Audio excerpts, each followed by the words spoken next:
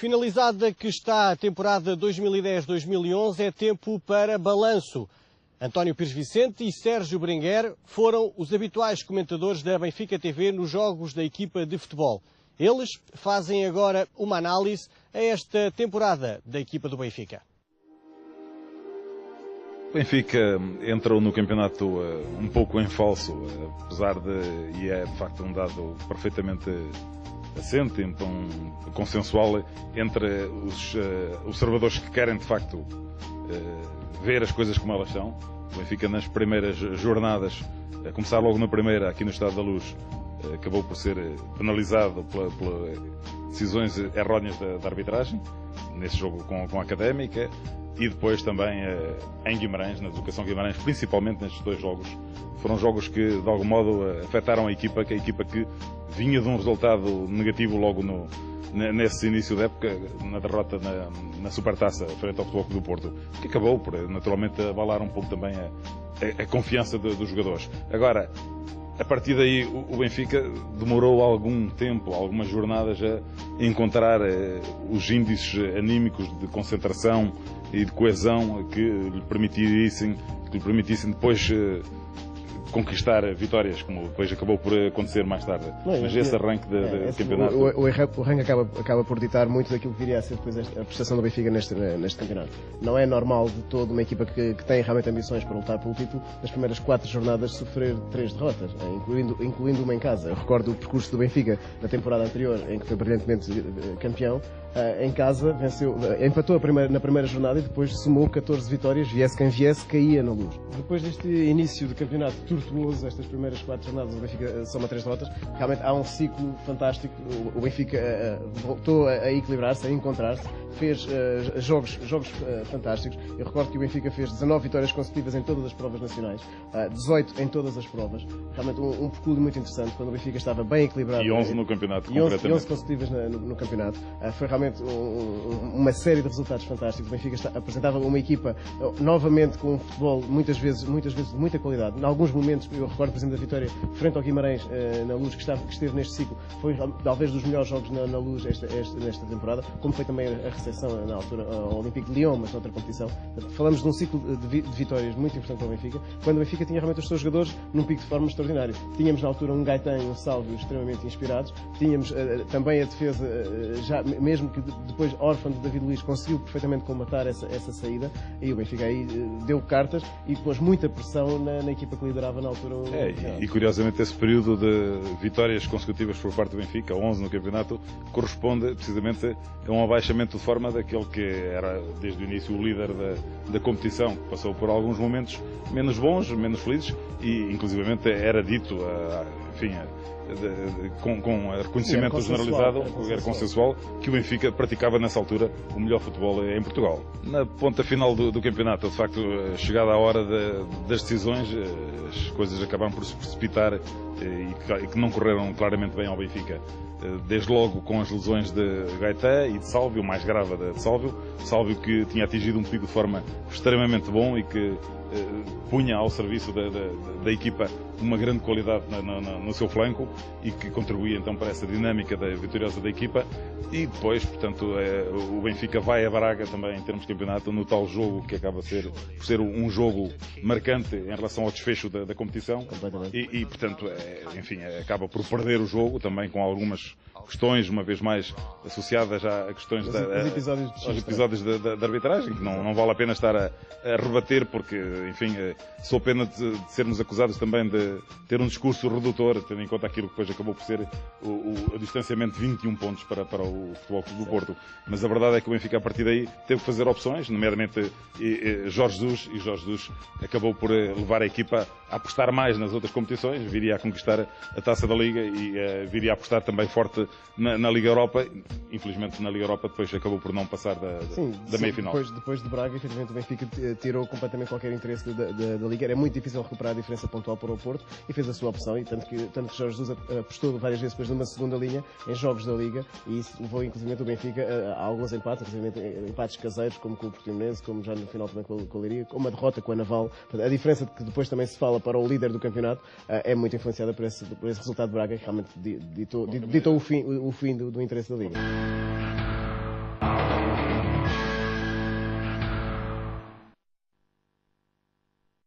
Relativamente às outras competições, a época do Benfica até acabou por alcançar resultados que em outras épocas seriam positivos. O Benfica, recorda-se, venceu a Taça da Liga, fez uma carreira bastante interessante na Taça de Portugal, uma carreira bastante interessante também nas competições europeias.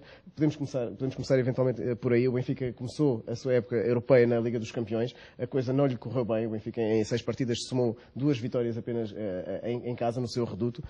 Depois acabou por se apurar para a Liga Europa, onde aí sim fez um percurso de veras interessante. Sim, atingindo a meia final que já não conseguia atingir há 17 anos e, portanto, é todo significativo também esse feito por parte da equipa encarnada, uma vez que na última temporada não tinha passado dos quartos de final, acabou por claudicar frente ao Liverpool.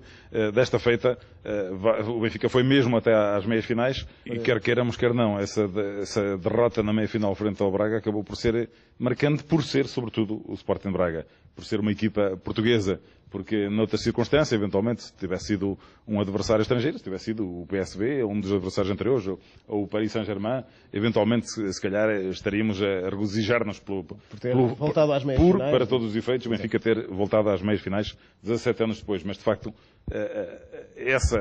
essa contingência de apanhar pela frente o Sporting de Braga e de ser afastado pelo Sporting de Braga, de uma final portuguesa, na antecâmara de uma final que se antevia, de facto, como possivelmente histórica para o futebol português, como acabou por acontecer, mas não para o Benfica, de facto acabou por ser marcante. Fazendo a ponta, a mesma coisa aconteceu em relação à Taça de Portugal. O Benfica fez um percurso perfeitamente imaculado na Taça de Portugal, chega às meias finais da Taça de Portugal frente ao Futebol Clube do Porto, joga a primeira mão dessas meias finais no Dragão, vence categoricamente com 2-0, ainda que estejamos depois perto da fase final do campeonato e o Benfica venha já em algum decréscimo de produtividade, a verdade é que poucos esperariam uma debacle em pleno Estádio da Luz com uma vantagem de 2-0. Paralelamente, a situação é igual. O problema aí reside também no facto do Benfica ter claudicado perante um adversário diretíssimo, como é o Futebol Clube do Porto, ainda para mais depois de uma vantagem significativa, uma vantagem muito bem conseguida pela equipa comandada por Jorge Jesus no Estádio do Dragão. Nada fazia prever, em termos daquilo que é o sentimento do adepto benfiquista,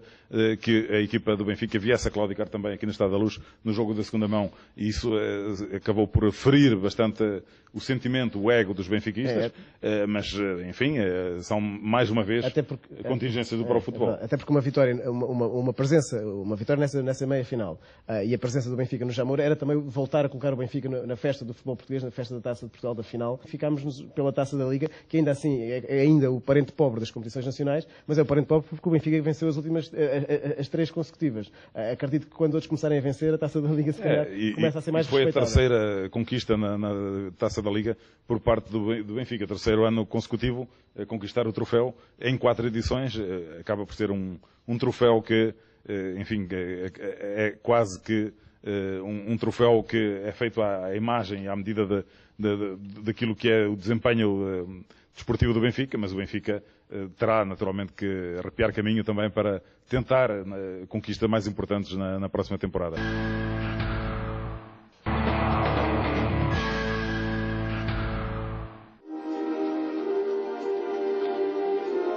Em termos de futuro imediato, o Benfica certamente que tem pela frente um desafio enorme, que é rapidamente voltar à senda dos títulos e logo na mira está então em primeiro plano a conquista do campeonato, porque é importante o Benfica conquistar o campeonato para se tornar, enfim, dominador em termos do panorama futebolístico nacional, e nesse desempenho que o Benfica terá que ter, pode ser de facto muito importante também, pode ter grande contributo a prestação ou a eventual prestação dos jovens formados nas escolas do clube, nos escalões de formação do clube, e que estão de regresso, em alguns casos, já ao clube, e neste caso à equipa principal do clube.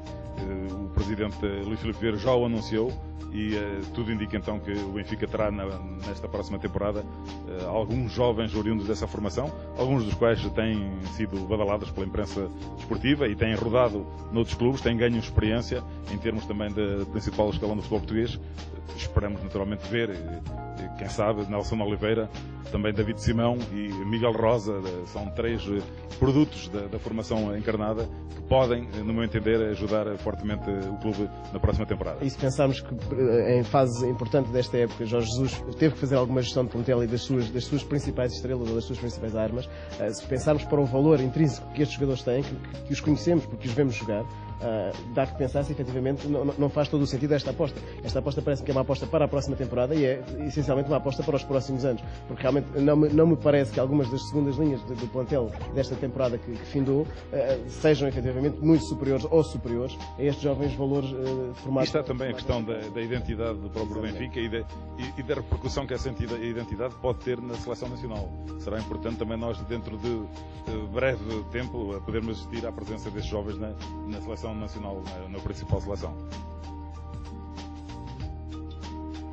Neste momento são conhecidos a chegada de Artur Moraes para vestir a titularidade da baliza do Benfica, um guarda-redes de créditos firmados. Acompanhámos de perto a sua evolução este ano em Portugal ao serviço do Braga, ele que estava emprestado pela Roma, com quem terminou o seu contrato. Temos também confirmada a entrada de Bruno César, um médio também com muita criatividade que vem do futebol brasileiro. Temos o regresso mais do que provável de Urreta Vizcaya, ele que também com muita velocidade pode trazer alguma magia e alguma criatividade ao futebol encarnado.